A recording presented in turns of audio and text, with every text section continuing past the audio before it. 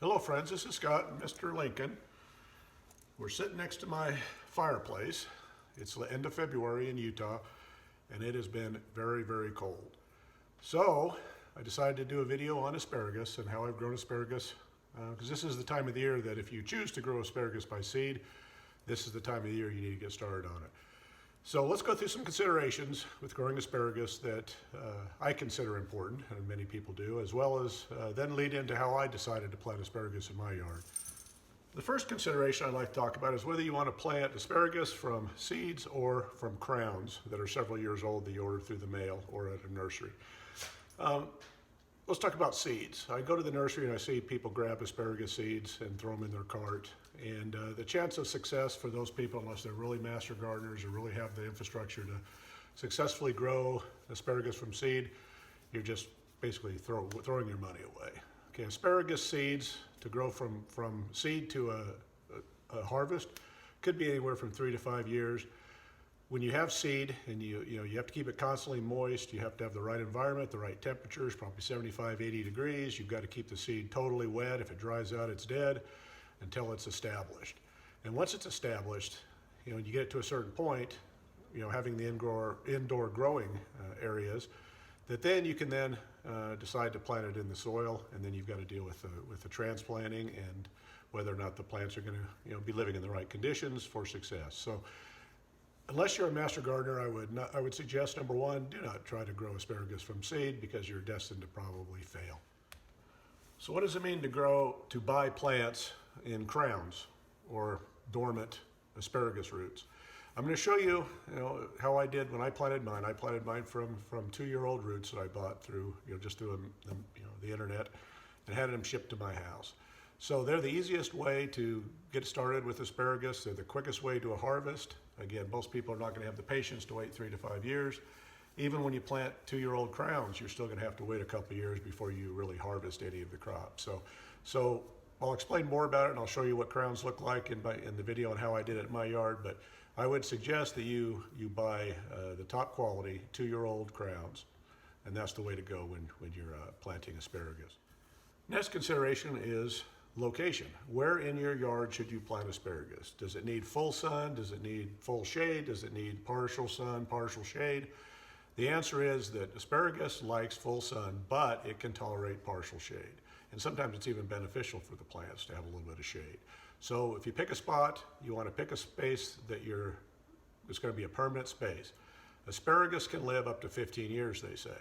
So where you're going to plant it is in a permanent spot where you're not going to touch it. You're going to take care of that soil and you're going to leave it alone. So once the asparagus crowns are planted, it's going to stay that way for many, many years. Next consideration is the type of soil that your asparagus will like the most. You can always go out in nature. Like in Utah, we can go out into the rural areas or along ditch banks, and we can find wild asparagus in the spring. I don't know how many states or how many zones that occurs, but asparagus does grow from probably zones 2 through zone 11. So it's a wide range of tolerances, and I'm sure there's moist areas but have good drainage all throughout the United States and all throughout the world where asparagus does grow wild, and you can just pick it, just go on a little bit of hunt and go pick it rather than grow it yourself. When planting asparagus in your backyard, you want well-drained sandy loam soil.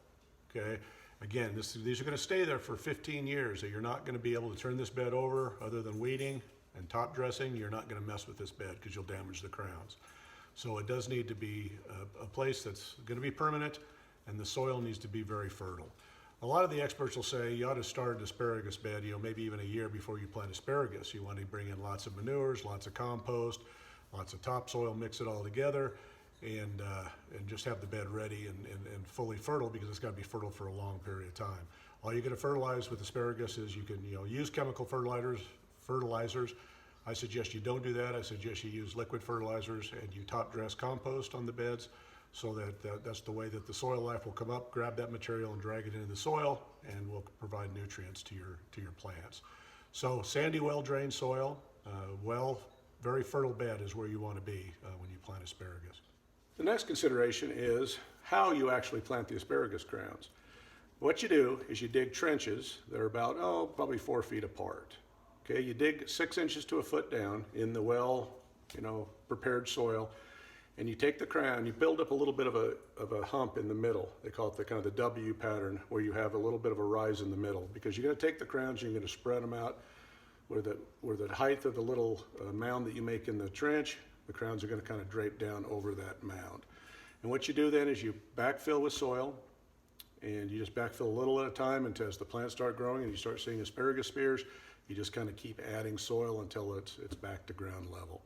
Now, how close do you plant asparagus crowns to each other? There's different schools of thought. Some people separate them by several feet. Other people will plant a crown, and then they'll plant their next crown on the very outside of, the spread of the previous crown, and so the crowns are kind of, or the roots are kind of intermingled.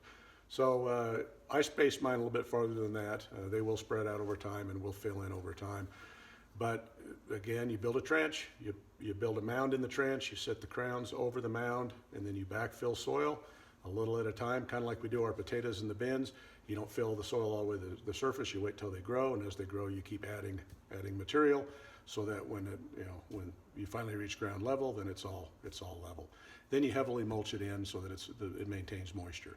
Asparagus is a fairly water tolerant plant, but it does not want to have its feet wet, like permanently. So you need to have well-drained soil, but you need to have a good mulch on there so that the soil has an even moisture content throughout the growing season. Now, I think the most important consideration, and the last one I'm going to leave you with today, I'm sure there's many others, but is patience. Okay, are you patient enough to wait for your asparagus to really be ready and not damage the plant by picking it too early? Now, how do you pick a plant too early? Because they'll start growing the first year you plant them. You'll start seeing some small, skinny spears come up. You do not pick those, okay? They need to go all the way through the mature process of, they grow, they get between probably about a foot tall, then they become kind of a fern-like plant, and they absorb the sun's energy, and that's what makes the roots grow. So maybe next year you'll be able to get some, a harvest from your asparagus crop. You don't pick first year that you put in the ground, or maybe even the second year. When you know you're ready to pick asparagus is when you start seeing spears that come up that are thick, okay, thicker than, maybe a pencil, bigger than a pencil in diameter. If they're smaller, if they're a pencil size or smaller, you do not pick those, okay? So when just as an example, if you had a 5-year-old bed that's been really productive, it'll come up with some really big, thick spears. You pick them while they're coming up before they turn fern-like, and as long as they're big and thick, then you pick those. As soon as, between the 6 to 8 weeks of the harvest season with asparagus, as soon as you start seeing those spears get back to pencil size, you quit picking them, because at those point you let the plants grow into the fern-like state, and then for the rest of the season they'll be storing up energy and building a better root system, so that next year you'll be able to have a bigger and more productive harvest. Now, asparagus is an early spring crop. Again, it's about a 6 to 8 week harvest at the most. And the way you harvest them is you either snap them off at the ground level, or you take a knife and you cut them at ground level. You don't want to be digging in the soil, disturbing the crowns or the roots. That's what you don't want to do. So again, you either snap them, probably when they're probably 6 to 8 inches tall, and that's when you eat them. Now, they don't last very well if you don't put them in. You can either put them in water on the countertop, or you put them in, get them wet, rinse them off, and then put them in plastic and put them in the refrigerator and eat them pretty timely. But you can put them in a glass of water and for periods of time, and they can live on the counter. So that's one way you can take care of your asparagus. Asparagus is one of those crops that's you either like it or you hate it. Again, the people who have eaten asparagus know when you eat it, you end up with pretty smelly urine. The reason that is it's an early season crop. Mother Nature has a plan. The environment's hungry in the early spring. So what do? They produce the first crop that has the most nutrients in it, and that's what we're seeing with asparagus. It's a crop that has many micronutrients. It's a very healthy plant, very healthy for you to consume, and that just tells you it's Mother Nature doing its best job, giving us the food we need when we're coming out of hibernation, the winter hibernation. So anyway, so those are my considerations of what I feel is the most important considerations when deciding to plant asparagus. And right now I'm going to show you what I decided to do and how I planted my asparagus in my backyard. If you watched earlier videos of mine, I did an in-ground compost bin from an old trampoline hole. And I decided on the sides, I would build some walls, I'd condense the sides down, and that would be my planting area for my asparagus. So the first thing I decided to do is do a hugelkultur technique. Instead of bringing in a lot more soil, I'm thinking of fertility over time, so what's better than rotting wood down deep in the bed? On top of that, I brought in horse manure, several loads of horse manure, and I filled that in. I know it's going to sink in and the ground is going to sink itself, but I'm just going to keep adding layers and just keep adding top compost to the mix. Then I brought in some hay mixture from my chicken poultry runs, and I filled them up some with that.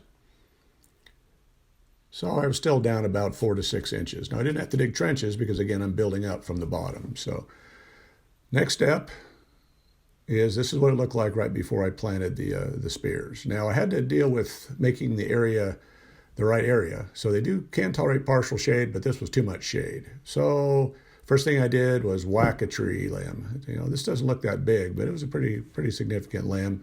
Opened up quite a bit of canopy. And that's the size of the stump of the branch that I cut. And here's the canopy now. So there's lots more sun coming in.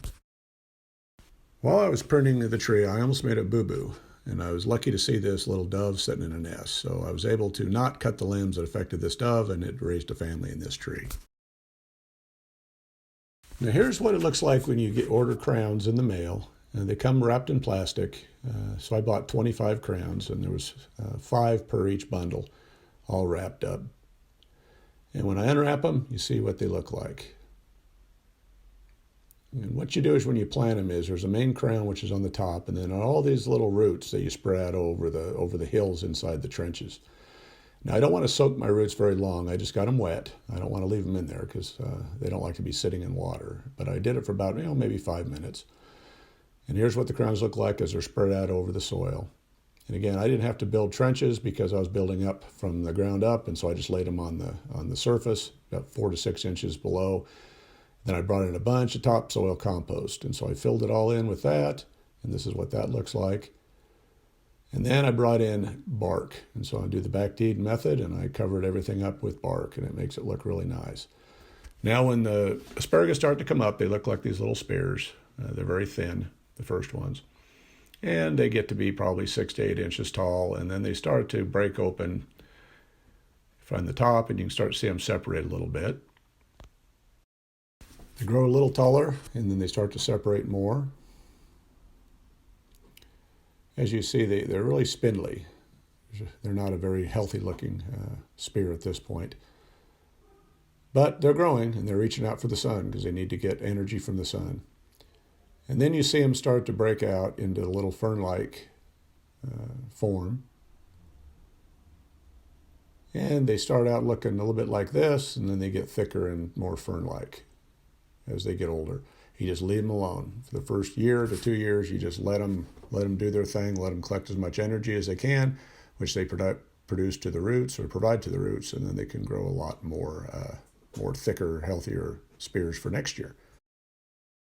I leave my ferns just sitting there all year until fall cleanup, at which time I cut them back to ground level.